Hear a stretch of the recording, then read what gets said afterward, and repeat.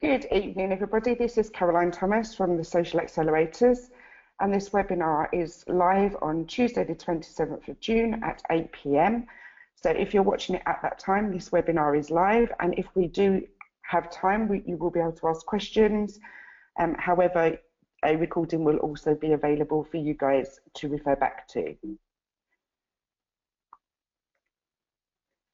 So as I say, my name's Caroline Thomas. My business is the Social Accelerators, and I run a social media marketing agency and social media training company. And we've been doing this now for 7 years. And the information that we're going to be sharing with you tonight is actually really up-to-date information that we're using in our agency every single day.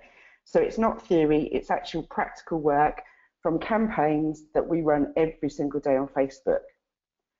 And we've been running Facebook ads probably for about 5 years now. And I remember at that time thinking, this old dinosaur is never going to get the hang of Facebook adverts. But trust me, the more you practice, the more you learn, the more you'll get on and you'll be able to achieve success with Facebook ads. So tonight we're going to talk about the pitfalls of Facebook ads and how to make them work for your business.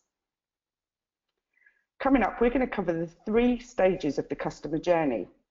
We're going to look at which ad types work best when, and how to avoid being banned from Facebook ads.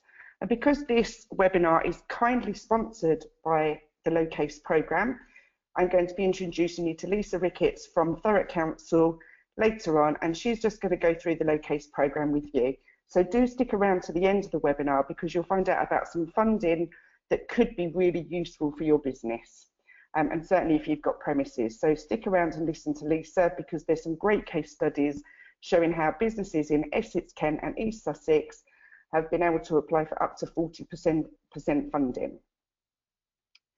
So the first thing that we have to think about when we're thinking about Facebook ads is not all of your prospects are equal. So when I first start talking to people about using Facebook ads, the very first thing that they often do is to start promoting their services or start to sell to people, not promoting, but to sell to people from the very first message that they see. But I kind of want you to refer you back to when you're networking in real life. Social media is online networking, but most of you or some of you will have attended real life networking. And when you walk into a network room, you might introduce yourself, but you also have a chat to people, you get to know them, and you'll also know that you don't tend to do business immediately. And the same can be said online as well. You would not walk into a networking meeting, put your coat down and stand and shout on the table at the top of your voice, I'm so-and-so and I do this. You might do that, but people might think you're a bit strange if you do. You often have a conversation, find out about the other businesses in the room and find out what they do. And it's exactly the same online. If the very first message that someone sees about your business is a sales message, you're unlikely to sell to them straight away. So mistake number 1 that I find people making when they're using Facebook ads is not all of your prospects are equal. There are 3 stages to the marketing plan or the marketing process. The very first part is awareness. And awareness is about making sure people know your brand name and the products and services that you offer, but not selling to them straight away. So these are adverts, and by the way, this at the top of the screen there, you can see awareness, consideration, and conversion. These are the objectives that you can choose within the Facebook Ads Manager panel. And if you're starting out with a really cold audience, so that means that these people don't know who you are, they've perhaps never met you, they've never seen anything to do with your business online, the very first type of campaign that you would want to run to these audiences are reach campaigns. And they are going out to a cold audience. So you're going to target those audiences based on their interests, their likes, and their demographics. We're not going to cover targeting in this webinar.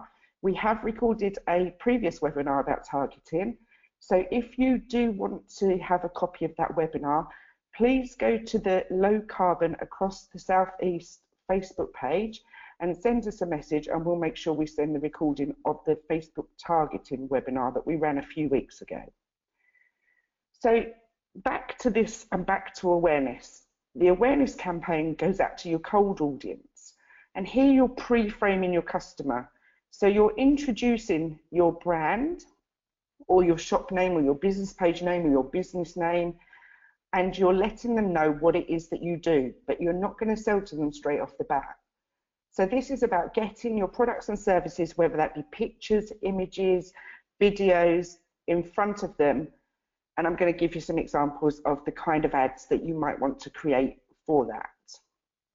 The second part of the marketing funnel, so the first part is awareness, the second part is consideration. So once you've reached someone already with an awareness campaign or a reach campaign, you can then move on to a consideration campaign. Now, occasionally, you could start your very first advert as a consideration campaign, as long as you're not directly selling to people in that. Consideration campaigns are created so that you can show your audience how your product or service solves their needs or wants. Again, this is not a good idea to go straight for the sell on these adverts. You might be able to get away with that if you have a low-priced product. So if it's below £10 for consumers, or below £37 or thereabouts, or below £97 for businesses. But my recommendation would be to run a consideration advert first. And the reason for that is people need to know that they can trust you. So if you're a florist and you sell wedding flowers, they're not going to buy the very first time they see your advert, because it's a big decision, it's a super big day for them, and they're not going to just look at one advert and say, I'm going to buy from you. They need to see your work, they need to see customer testimonials. If you run a video conferencing company as an example, they're going to want to see case studies. They're going to want to see how much they could potentially save with solutions. So these are just some examples that I've put together to show you later. So consideration campaigns go to people who are a warm audience. Now, your warm audience is people who have already seen previous adverts, or maybe you've met them at wedding shows or trade fairs or exhibitions or networking. So they already kind of know who you are. And maybe they've visited your website already. So on a warm campaign, which is a consideration campaign, it's just about showing how your products and services solve or have solved other people's needs and wants. And then the conversion part is the bit where you actually get to promote your offering. And the best adverts to run for conversion campaigns are to run them to what we would call a hot audience. So a hot audience is someone who has already seen a reach campaign and a consideration campaign, or who has been on your website, or who is already within your customer list, who has already done business with you. So if you were to run conversion ads straight off the bat to a really cold audience, unless you've got a super hot product that absolutely no one else is doing, and unfortunately there's few of those nowadays, you're not going to get the best results. So hot campaigns are where you promote your offering, and we use what we call retargeting. So that means we've already targeted this audience once, and now we're going back again to say, now you know how great we are, now come and buy from us. So you need to push your prospects through the funnel in order to get real results from Facebook ads. It doesn't have to cost a fortune, but you do need to take them through the awareness phase, the consideration phase, and the conversion phase. And if you've already got previous customers, your previous customers, it's okay to show them a conversion advert. If you've already met people at networking or at trade shows or events, it's okay to show them a consideration advert, but you need to use that from a custom list. And again, if you refer to the previous webinar about targeting, you'll understand what that means.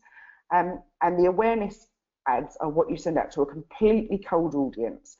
So they're people who you are going to be targeting by their interests or the pages they already like, by their ages, where they live, by their demographics. And by the way, there are 1,200 different demographics that you can tap into on Facebook. So it is by far the most powerful sort of advertising. But the other thing I want to remind you about Facebook ads that we covered in the first video is the fact that people are not in search mode when they're looking at an ad on Facebook. So let's take again the wedding flowers situation. Let's imagine that someone is getting married one of the first things they'll do is maybe a Google search. And so they'll find people who are listed on Google and they maybe call them up. But they've still got to go and visit. They've still got to have had a recommendation for them to make a decision, because it's such a big decision on such an important day for them. With a Facebook ad, the sales process is probably going to be a bit slower, because they've got to have seen an awareness campaign first and really a consideration, but they get to know so much more about you, so that when you come to the conversion ad, you will get much, much, much better results. So let's talk about awareness campaigns. As I've already said, it's highly unlikely that anyone is going to buy from this type of ad, but it's also highly unlikely that anyone will buy the first time they see any ad from you. So a lot of people say to me, well, that means that I'm going to have to pay double the amount of budget to acquire a customer through Facebook. And that's actually not true, because if you go out to a warmer audience who already know, so the one that's going to be the most expensive is actually going to be the reach, because you're going out to a reach campaign, because you're going out to a cold audience. So those people don't know you, and therefore your ad relevance score might be lower. But if you go out with a consideration campaign or a conversion campaign, you're going out to a much more targeted audience. You know what those people have already visited on your website if you've got the Facebook Pixel installed.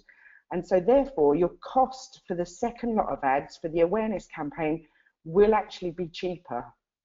So, and obviously the conversion campaigns are where you really want to be investing your money. But again, they can cost slightly more, but you know that they're going to be the audience that's most likely to buy from you. One of the other reasons that you want to run awareness campaigns before you run any kind of come and buy my product or service ads is because it said it takes 7 customer touch points to truly gain their attention and for them to remember what you do. So if you think about all the different touch points that people might see you, they might see you at a trade show or an exhibition. They might already be on your email list. They might follow your Facebook page. They might follow you on Twitter. They might have seen you on Instagram. Excuse me. They need to see you 7 times, or see an advert from you, or see some of your posts at least 7 times before you're really on their radar. So it's a really good idea to run your awareness campaigns. And the other thing that's really good about awareness campaigns is that Facebook tweak them so that they reach the maximum number of people. So if you were to set up a Facebook engagement post, which is a Facebook engagement ad, which is an advert that's set up to get more comments, like shares, Facebook already know the behavior of the people. In fact, Facebook know the behavior of all of us on Facebook. So if we're likeaholics and we click like on almost every post, Facebook will serve adverts to you which have a engagement objective. So they know that the advertiser wants more likes, so they will show the advert to the people who are more likely to click like. If you have a advert objective which is for excuse me, which is for traffic, so people clicking through to your website, Facebook will show your advert to the people who are more likely to click a link. But you don't want that right at the beginning of the awareness campaigns. You simply want to reach as many people as possible. Excuse me a minute, I'm just going to drink some water.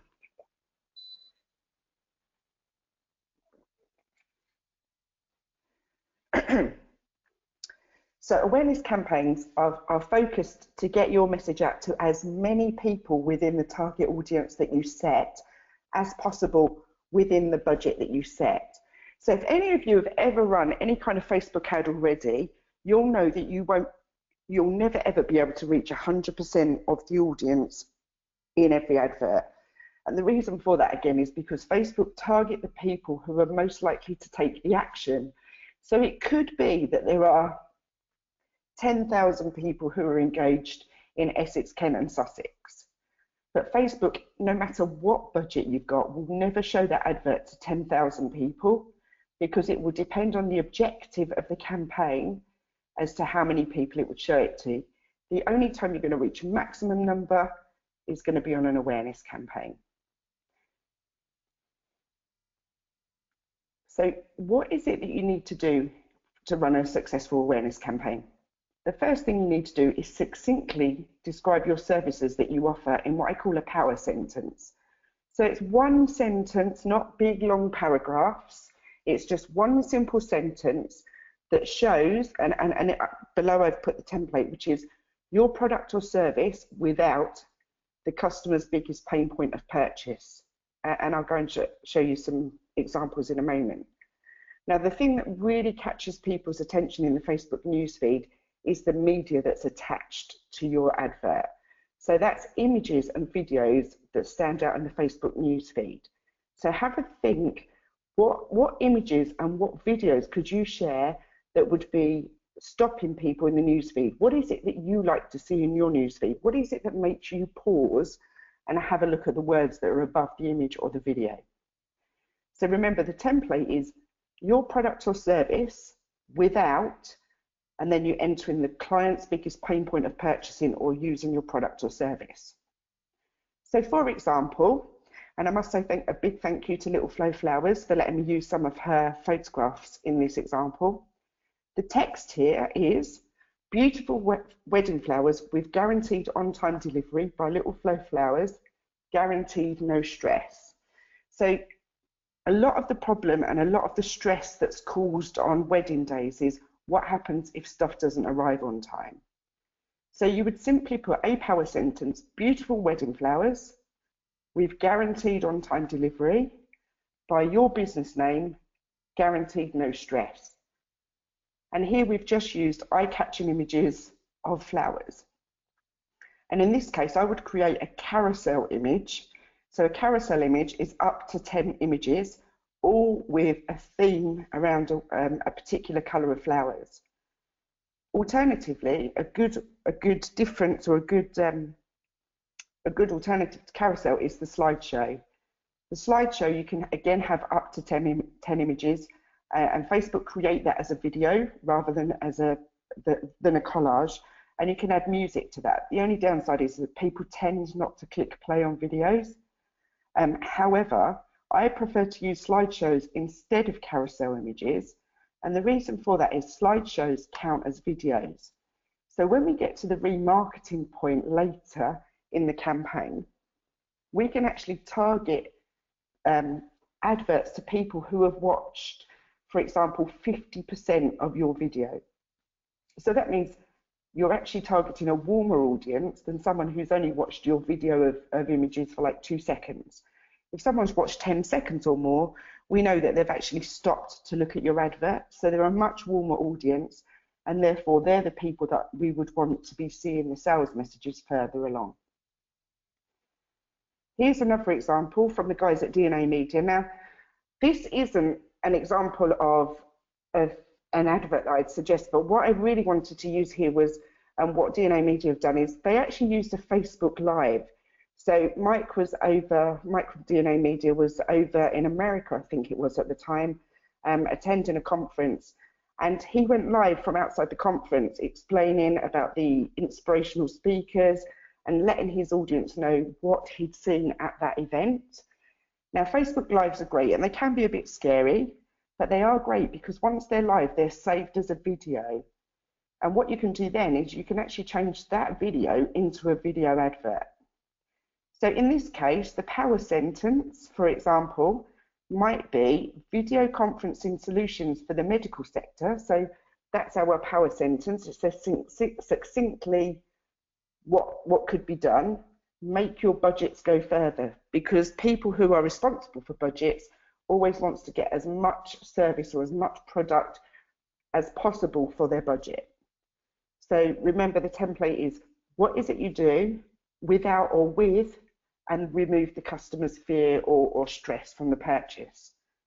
If you're going to use video ads, and I strongly recommend that you do, by the way, try to keep it as short as possible. 90 seconds really is a good amount of time for a video, because otherwise people don't stick around and watch it, especially if they're using their mobiles while they're out and about and they're not connected to Wi-Fi.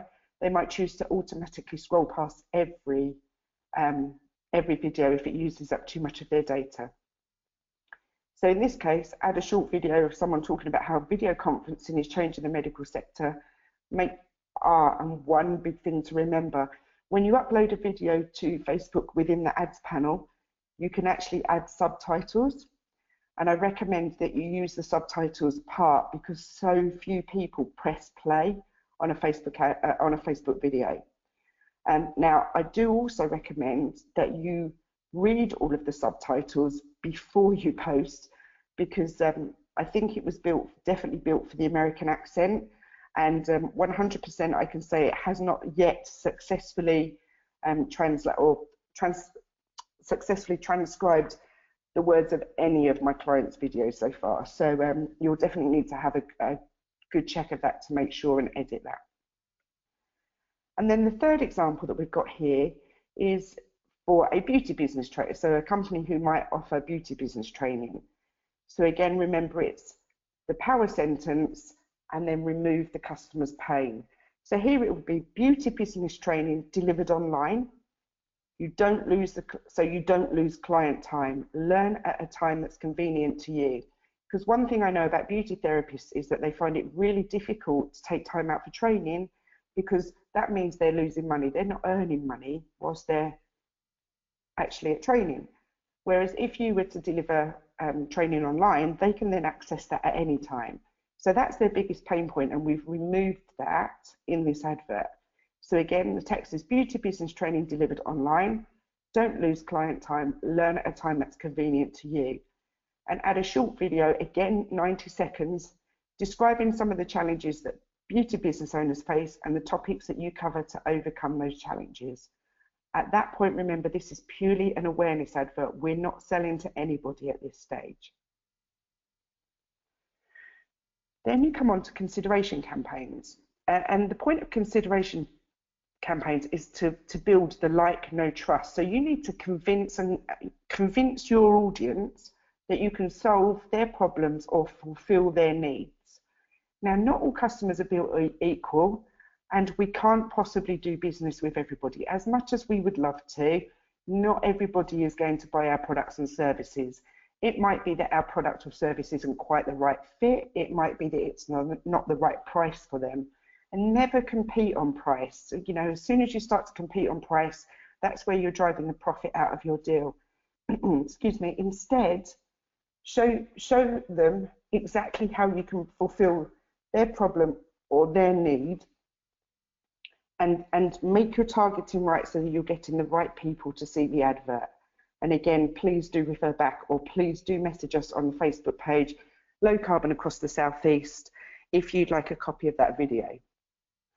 Now, on consideration campaigns, there's three different objectives I would use for consideration campaigns. The first one is the traffic objective.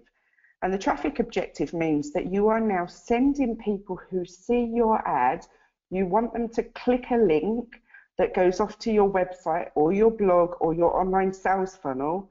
You want them to go and visit a web page. And on those web pages, you could use things like case studies and testimonials. You could use how-to. You could show them the e-commerce description of what you're trying to sell.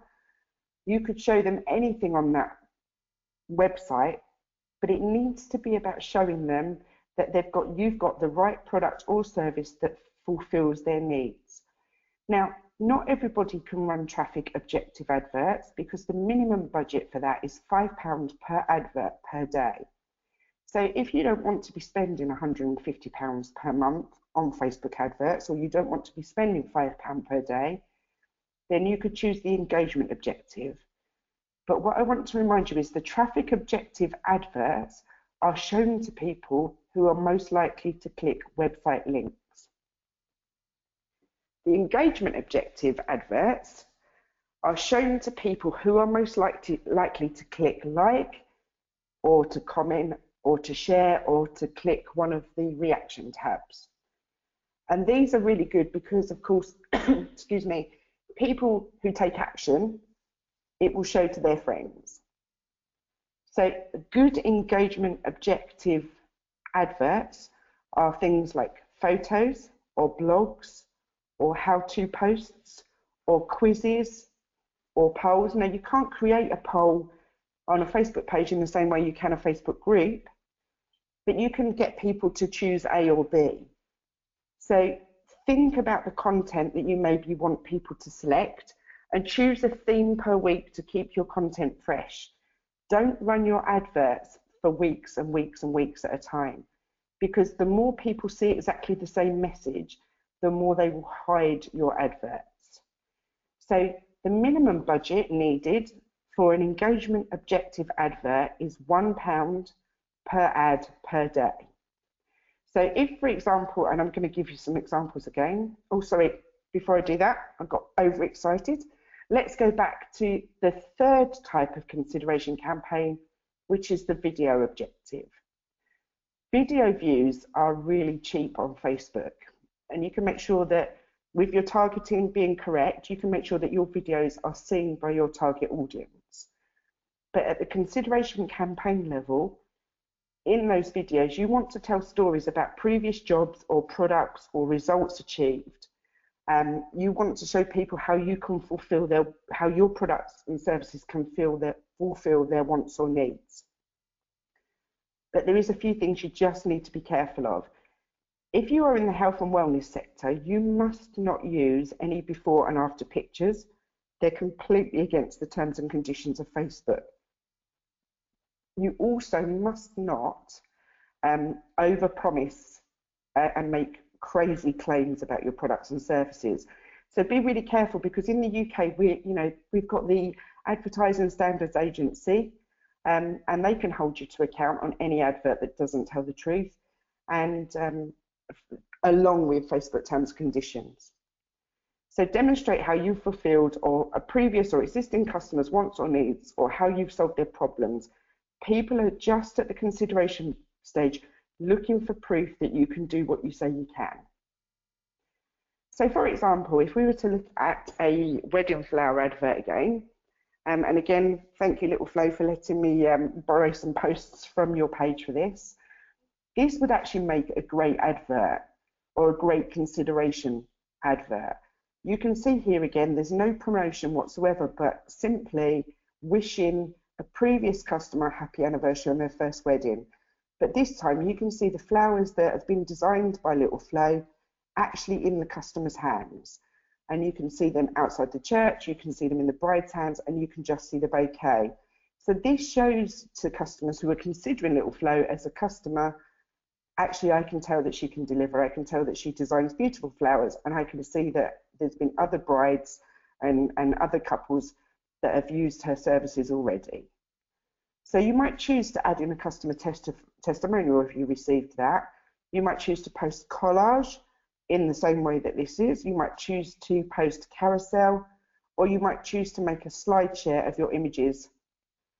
It's really important that you can prove that you've got your product or service into customers' hands. In a second example, if we go back to a video conferencing company, again now this is a much higher level purchase. People need to consider it for much longer. So what you're looking to do is to convince them to show how other people in their situation have saved money, or what benefits has that brought. So for example, in this case, it would be discover how ABC surgery saved however many pounds and reduced their patient waiting times with the XYZ video conferencing. And then that click link would go through to a blog on the website. And by the way, if you're sending any traffic, and by traffic I mean if you're getting people to click on a link in your Facebook ad to go off to your website, you 100% must install the Facebook pixel on your website before you set up your adverts. And if you want to Google that, it's just Google install Facebook pixel on my website. It's super easy to do on Wix sites, it's really easy to do on ClickFunnels and lead pages, and it's really easy to do on WordPress websites. And there's lots of information out there, or if you refer to the previous video, you'll find the Facebook link. So once you've installed your Facebook pixel on your website, which is really easy to do, then you can start to send traffic to your website. and start to drive people to places and particular pages. It's really not a good idea to send people to your homepage on your website. You actually want to be sending them to a place where you can prove that other people have bought your products and your services. It might be a testimonials page, it might be a portfolio page, it might be a case study. You really want some proof that people have had benefit of doing business with you in the past. So again, in this instance, we've just chosen discover how ABC Surgery saved X amount of money and reduced their patient waiting times with XYZ video conferencing. And you know, you can use a picture of surgery team as long as you've got their permission and link to the case study on the website. Don't get too tied up trying to get an email address at this point.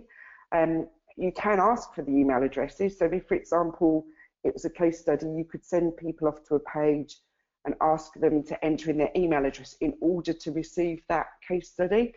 But you'll find less people will give you their email addresses. Instead, it's better to pixel that website visitor, because we can show them a conversion advert which basically says come and buy from us at a later date. A Facebook pixel is a little piece of software that you put on your website, and that means that anyone who goes to your website and then comes back to Facebook know they've visited your website, and you can say, okay, if the customer has visited or a prospect has visited this particular case study on my website at this link, I now want you to show them this link when you get to the conversion stage that says come and buy from us. So Facebook pixels are so powerful and so helpful in helping you get to a much warmer audience, and that means people who are much more likely to buy from you. And then in the case of the beauty business training company, a great way to get people to sign up for training is to get them to sign up for a webinar. And by the way, we're not selling anything on this webinar, so don't worry, you haven't got to stick around at the end, and there's not going to be a big long process of me trying to sell you my wares. This is completely and entirely free and just full of content because it's sponsored by the Low Carbon Across the Southeast programme. So in this case, we've said register now for this webinar to discover how to gain time to add an extra appointment slot to your day. So, okay, I've made this up as I've gone along, but just to give you some ideas. And here we've used an image that we know will get a lot of attention on the Facebook newsfeed. It's a happy image. Your eye will definitely catch that in the newsfeed. And so it will make people stop and read your call to action above. And below you can see clearly, register for this free online training. So people know it's free, they know that they haven't got to pay for it, they're far more likely to click on that link. And if you send people to a webinar, especially if it's to sell training, you probably won't need to spend so much on conversion ads, because you can actually convert people and get them to buy whilst they're on the webinar. You can share a link during the webinar that says, and if you'd like to learn more and follow up the course, you can buy now, and you can share that link during your webinar. And people will take action on a webinar because they're a warm audience. They've stuck around, they've learned a lot more about what you can offer them. And again, it's that whole consideration thing. At that point, you're offering a free training so that people can see that you can definitely help them with their objectives. And finally, we get to conversion campaigns. And this is the good bit. This is where we get them to ask them to buy or to book a consultation. People will invest there with you in two ways. Number one will be with their money, so they'll make a purchase. Or if it's a high value goods and services, they're more likely to commit with their time first, where they actually have an appointment with you, whether that be online or face-to-face or a consultation, and where you can then actually do the sale in person once you've demonstrated your product or service, or you've talked more around, maybe a wedding consultation or something. Again, as I said, conversion campaigns where we ask them to buy are best shown to a warm audience. And you would do this in two ways. It would either be the website visited list. So remember I said we need to install the Facebook pixel beforehand. And once we've got the Facebook pixel in, Facebook will then know who's visited that particular page. Or the other thing you can do to show to a warm audience is you can upload an email list. So if you're really good at collecting emails from people and prospects, you can upload those prospect emails into Facebook and create what's called a custom list. And as long as those people use that email address that you've got to show to sign into Facebook, Facebook will then be able to show that person the advert that you want them to see. And that whole thing is called retargeting or remarketing. So if you hear people say retargeting or remarketing, it basically means that you're showing an advert to people who have already come across you somewhere else. So maybe they've seen a consideration advert, or maybe they've met you at a networking event or a conference or an exhibition.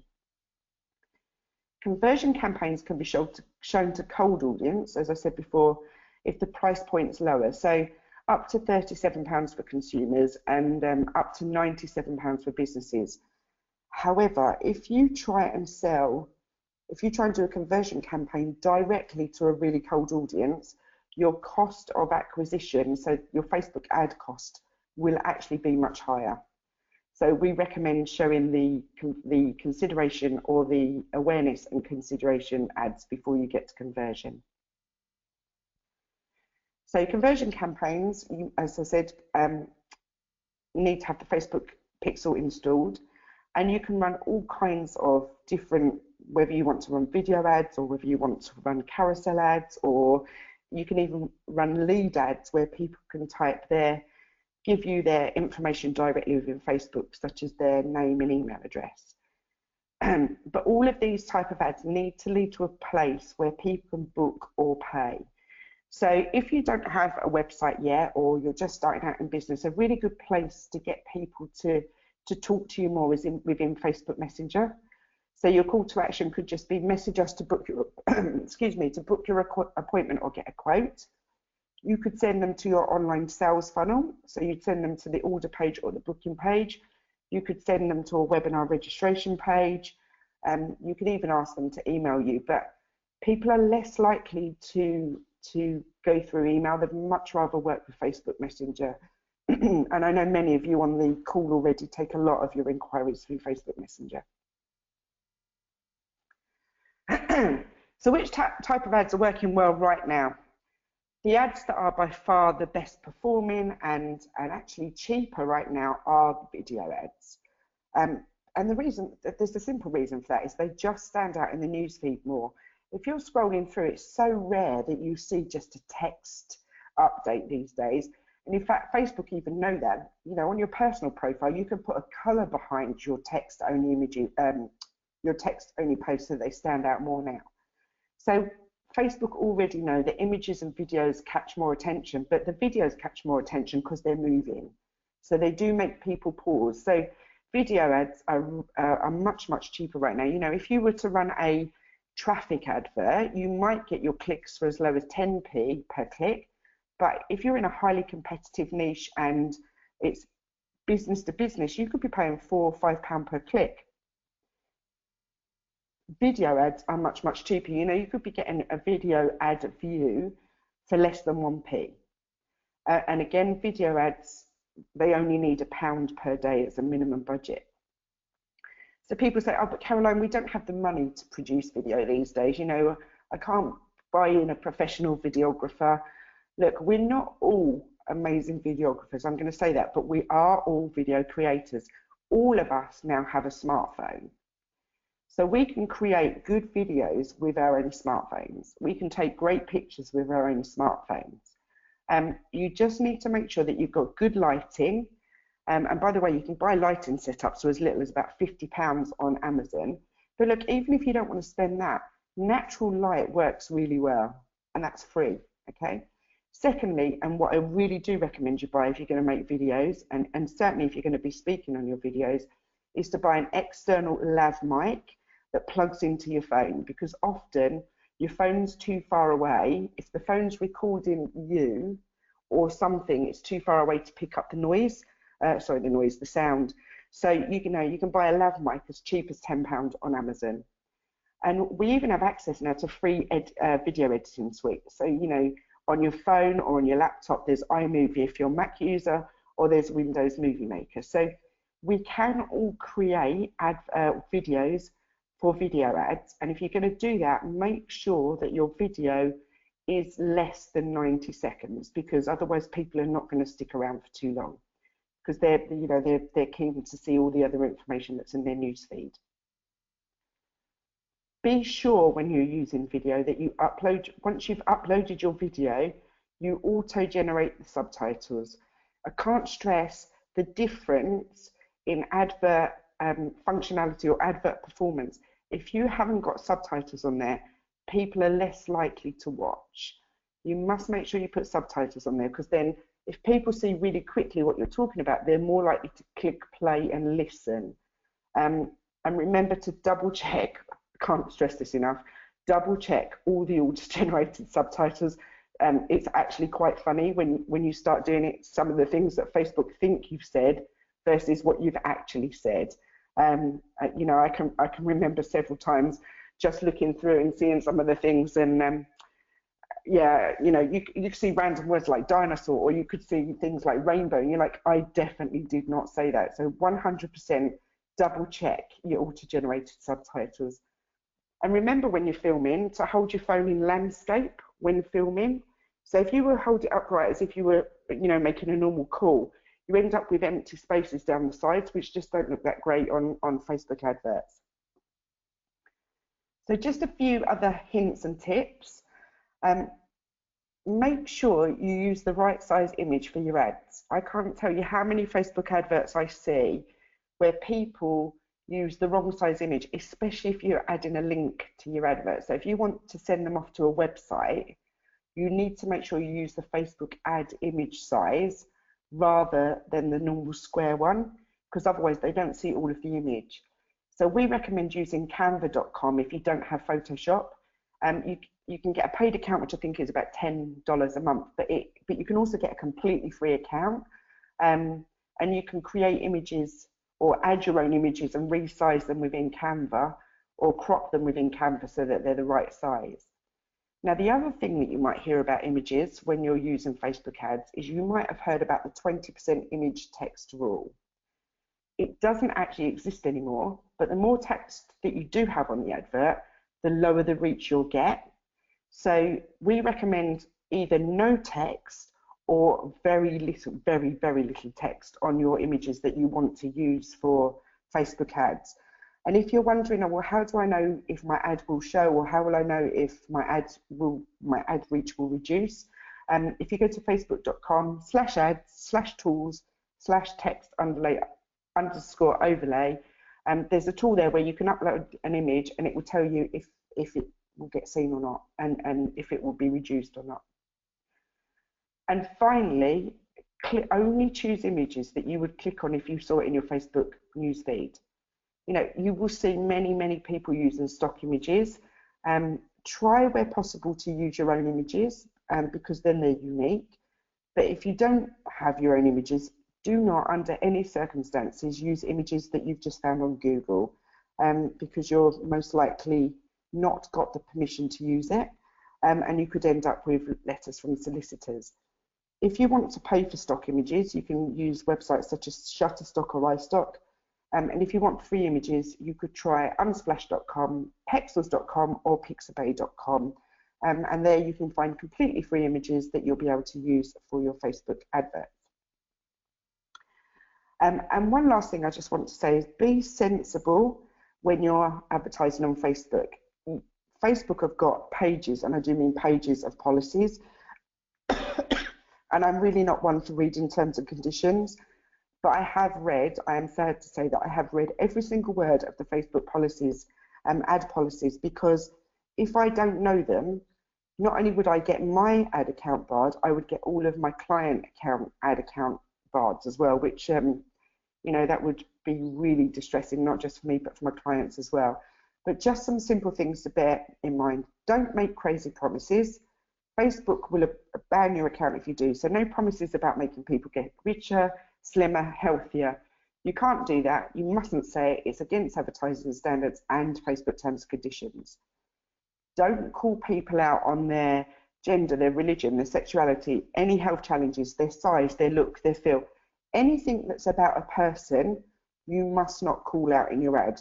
but you could, for example, call them out on their location. So the advert for this webinar said you can call out people by their location, but never call them out around something that's about them specifically, because that's an instant ban on Facebook. Remember that if you are sending your Facebook ads to a website, that Facebook will also check the landing page, so make sure that's compliant as well. Remember, you can't use before or after images, especially when promoting weight loss. If you're a gardener, you could use the before and after photo on this is before I did the garden and this is after I did the garden. That's allowed, but not when it's anything relating to weight loss. It will probably come as no shock, but no nudity or even images that show a lot of flesh.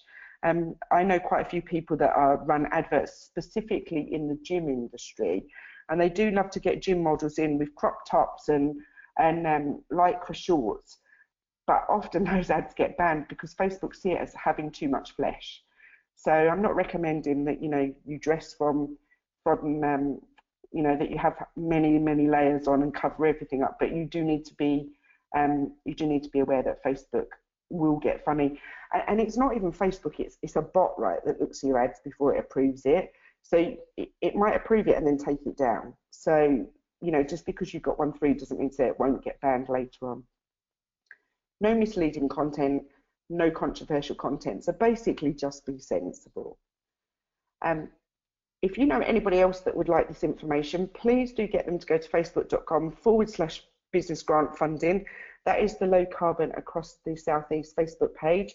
And what that will do, get them to message us, and we'll make sure that we send them both the recording of this webinar and the recording of our previous webinar, which was about Facebook ads targeting.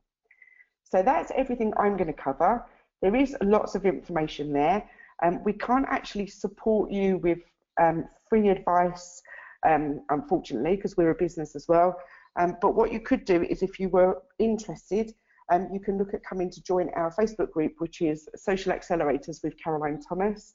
And if you join the group and you have got questions, you can post them in there and we will get an answer to you at some point, but we can't guarantee when that will be, unfortunately.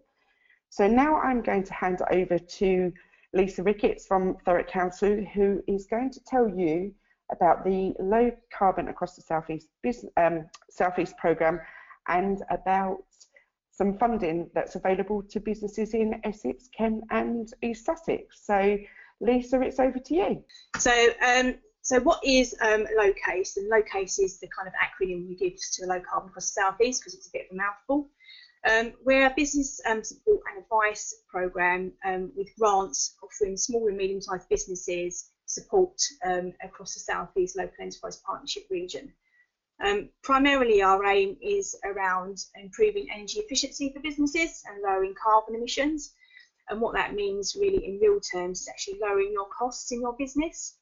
But we're also working with businesses that are in the low carbon sector, so businesses that are producing low carbon goods or services, and we want to help those businesses to grow. So we're all about developing that circular economy, trying to encourage people to make good choices when they're buying goods and services, and making good low carbon choices. So this is our area of delivery. So we've got quite a large patch. So if your business is in any of those coloured areas on the map, we can help your business. My team, we work in the kind of Essex, Thurrock, Southend region, and then there's another team that works in the Kent County Council region and into Medway, and then we've also got another team that works in East Sussex. So any business within that area can come to us for any of our support for free. These are our project partners, and we are partly sponsored by or partly supported by the European Regional Development Fund, which is European funding for business support. But the rest of the project partners are local authorities and county council authorities within that whole area that I showed you, which is the South East Local Enterprise Partnership. Kent being our lead partner, and then we've got Thurrock, East Sussex County Council, Essex County Council, Southend-on-Sea Council, and also the University of Brighton. because we have an element of our project that is encouraging businesses to seek support through knowledge transfer and innovation partnerships with universities. So what are we looking to do? So we've got a couple of strands to the project. We're looking to stimulate demand for low carbon products, really. So and that means kind of bringing in things into your business that will reduce your energy use and save you money. So we are providing businesses with a free audit or assessment for your business. And what that means is we will send somebody into your business to do your free assessment, create a free report for you, and to identify ways that you can save money in your business. We've got money to help you to do that. So we have £6 million grant funding pot for businesses to access. We can provide up to 40% of cost towards your project. Those projects grant funding will be between £1,000 and £10,000. So our minimum project value will be £2,500, going up to £25,000, or you could spend more, but we can only give up to £10,000 on projects. We want to raise awareness so that businesses make better choices. We're trying to support businesses and customers to make better choices. And what we want to do is to encourage other businesses to talk to each other about how great their energy savings are now they've got new equipment, etc., and try to encourage them to participate in our project as well. We want to help as many businesses out there as we possibly can.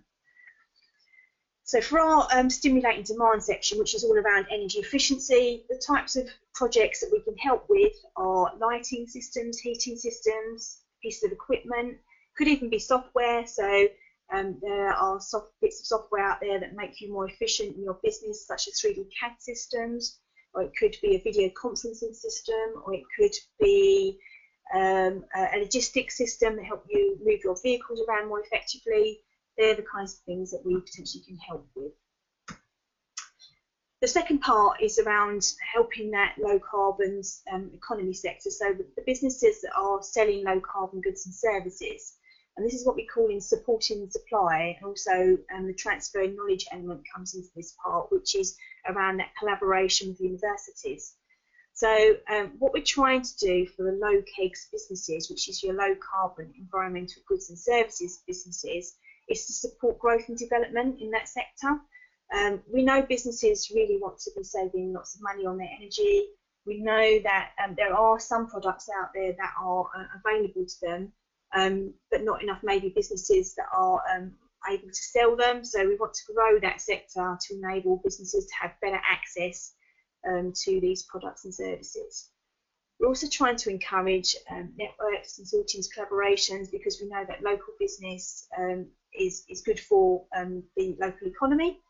So we're trying to encourage businesses to do business with each other and potentially access larger contracts. So we're looking at things like organising some Meet the Buyers events, which will enable smaller businesses to get in front of larger businesses and potentially win contracts. We're also, like I said, trying to help to transfer knowledge between universities in that low carbon sector to help businesses grow and develop particular aspects of their business. And the sorts of projects that we can help those LoCASE businesses to access are business development projects, marketing, websites. It could be they want to gain some more ISO certification or training, or some consultancy. We can even help businesses to access funding to buy business space at exhibitions and to buy kind of marketing materials for those exhibitions. Like many grant-funded programs, we do have some restrictions, so we have to check that businesses are eligible to receive funding from us. So we can only work with small and medium-sized businesses, but luckily for us, that makes up the majority of businesses, not only in the South East area, but in the whole country, really. So businesses that employ fewer than 250 people. We've also got some restrictions over how much turnover and balance sheet we're allowed, but they're quite large numbers, as you can see. We want businesses to spend the value of their grant within our area, and businesses have to secure the rest of the money, so 60% of the money, to actually pay for their project.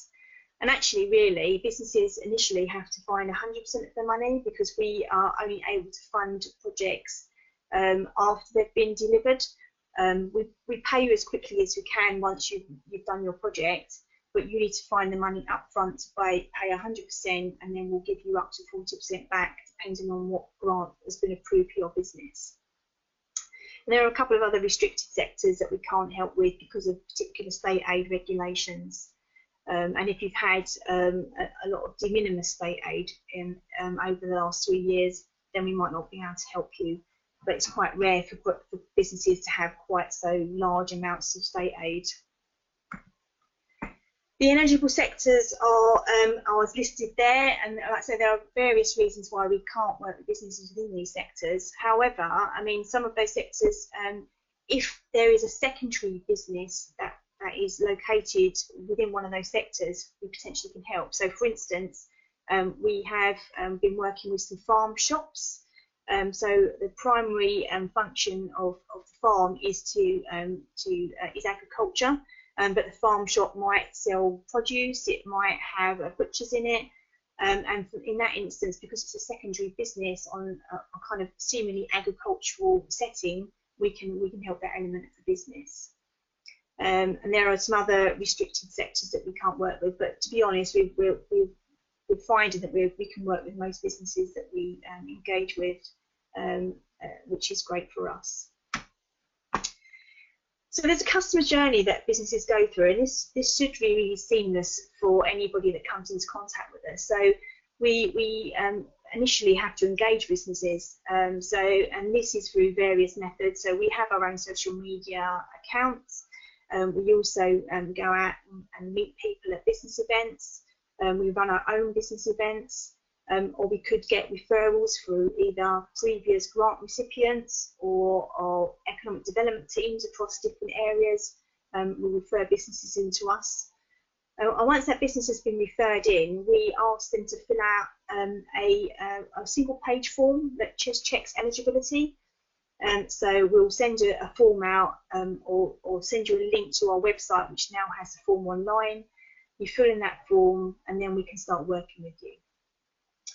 The next stage is an assessor will call you and make an appointment, and they'll come in and make and visit your business at a convenient time to you.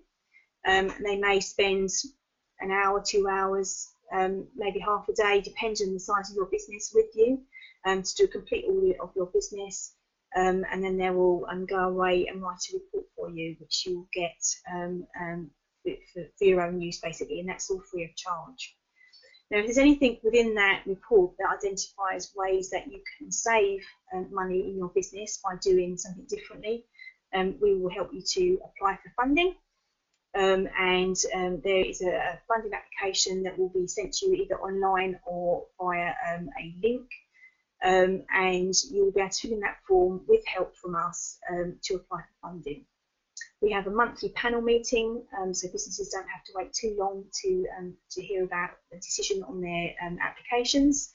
And after that panel meeting, businesses will be given a period of time to go off and do their project, spend the money, and then claim back. The tailored support package is the part that is relatively invisible to businesses. So we'll decide at the point of the first meeting what route you need to take, whether you're an energy efficiency project, whether you're a LoCASE business, or if you don't have a project that we potentially could help you with, and we have encountered some businesses that we can't help, we will refer back to an organisation called the Best Growth Hub, and they have really great information about all the other different projects that are out there that are providing support. And actually, it's a really great time for business at the moment, because there are a lot of funded projects with grants attached to them available to businesses at the moment in our region. So if we can't help you, we will try to find another organisation that can. And the final bit is maybe the less interesting bit. So we have to report and monitor on what we do. So we'll need to get you to fill in a few forms for us, or sign a few forms at least, so then we can prove to our funders that we are doing the job that we said that we would do. So what I thought would be better than to listen to me just waffle on about how great the programme is, I'm going to give you some examples about businesses that we've helped. And the first examples are for energy efficiency projects. So the first business, a company called Chemtron, they manufacture gaskets and components. And what they wanted to do was replace an old piece of equipment, which was 50 years old, with a new piece of equipment. And by doing that, they're able to achieve some really good carbon savings. So they're 9.4 tonnes per year saved in their carbon emissions, but also cost savings just on the energy of £1,500 per year. But actually, another knock-on effect of that positive effect was that they were able to become 25% more efficient with their new piece of equipment. So actually, those savings that they're going to be making are actually going to translate into profit for them because they're actually able to be more efficient in their production.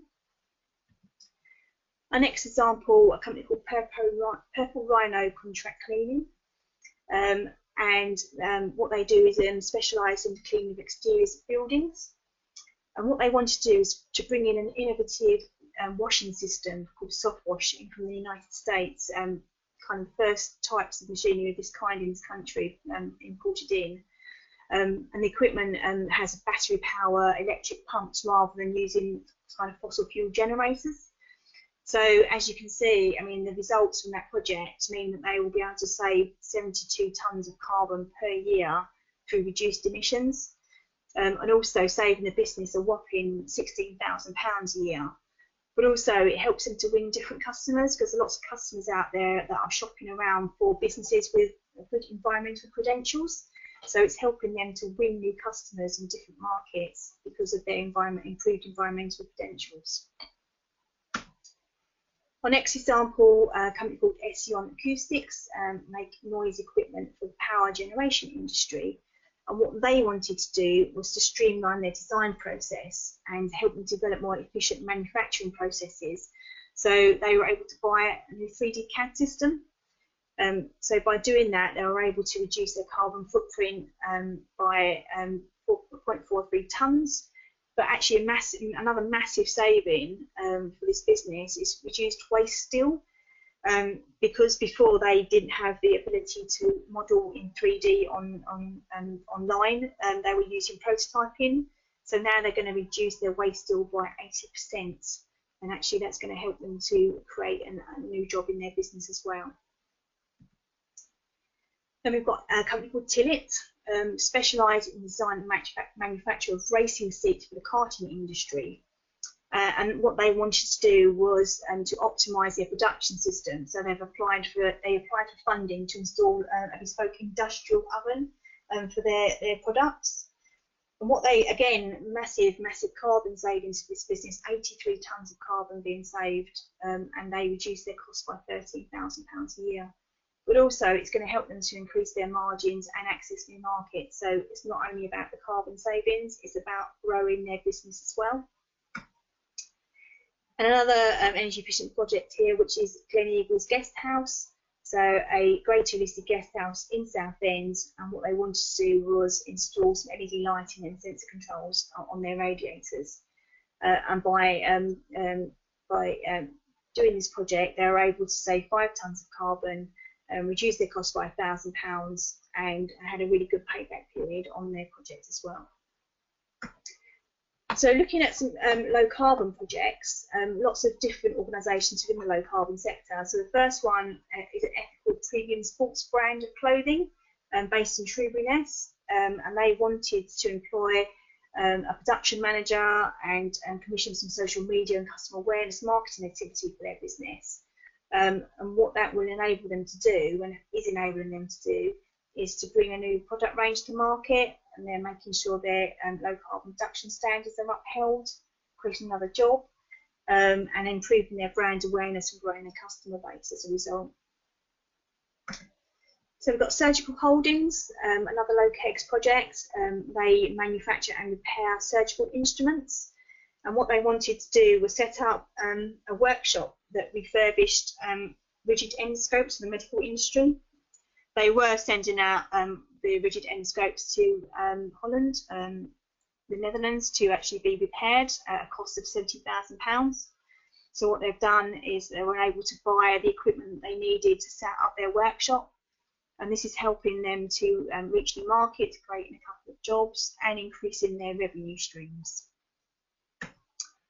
And we've got Total Lockout, and they wanted support to buy a CAD system, which will enable them to design tools and distribute files to manufacturers.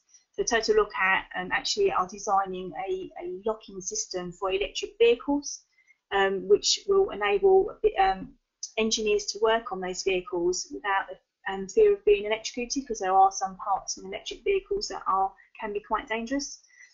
So by buying the CAD system, it will enable them to kind of be more efficient in their tool design. And then they were able to share the design files, so reducing mileage on visits to suppliers and contractors, and gain access to new markets as well. And then T&G Drilling, which was they applied for funding for a new water pump, as their old water pump was broken, and what they were doing was having to hire a pump, which was very expensive for their business, and they were able to reduce the amount of diesel they were using, both red and white, and saving money and costs, because the rental cost was being removed their business. So they really got a lot out of getting their grant from us. So this is how you can contact us. So as I said, we are operating 3 teams across the whole of the South East region. So contact details for all of the teams are on the screen now. At the bottom of the page, there are Facebook and Twitter handles, and also LoCASE.co.uk. And LoCASE.co.uk has got lots of information. It's also got access to our eligibility form. So if you're interested in finding out more about LoCASE, you can always go and visit the website. Just newly launched, we've got a calendar of events. So any events like these webinars, but also kind of face-to-face events, you can go onto our events page and click on any of the dates where events are showing, and then book to attend those events. So keep an eye on that, because it will be populated as we go along, and there'll be lots more events for you to kind of attend and potentially find out more information about projects. So I'd like to thank everybody for listening tonight, and thank you very much, Caroline, for your interesting webinar. I'd like to ask if there's anybody has any questions for me at this point, and I'll give a few moments because we'll be moderated. So I'll see if there are any questions that come through that anyone would like answering. So I'll give you a couple of minutes to think about that, and if not, then I will close off the webinar. So thank you very much for listening to this webinar tonight. And Lisa, I do have a question. One just popped you up. do? Okay. Yeah, it's from Donna Sutcliffe, and she's asking, I run a small business from home and wondered if there would be anything I could get a grant for. Yeah, so we have been able to help businesses that run their business from home. There are certain things that we need to kind of be able to evidence. So your business needs to be paying part of your energy bills. So if you're doing anything energy efficiency, whatever you're paying in your energy bill, some of it needs to be paid by your business. But also, we've had some businesses that are running different types of sort of online activities. So if what you're doing at home stops you from having to go out and meet clients, so if you're trying to make your business more online than actual physical, there's sometimes we can look at the energy savings from reduced travel. So there are some things we can do to help businesses work from home, but it's all very, very bespoke. So I can't really give you a solid example, but if you contact us, we can get somebody to have a chat with you, and one of the energy advisors will be able to have a chat with you and just let you know whether there is something that we can do specifically for your business. Yeah, there's nothing else. Okay.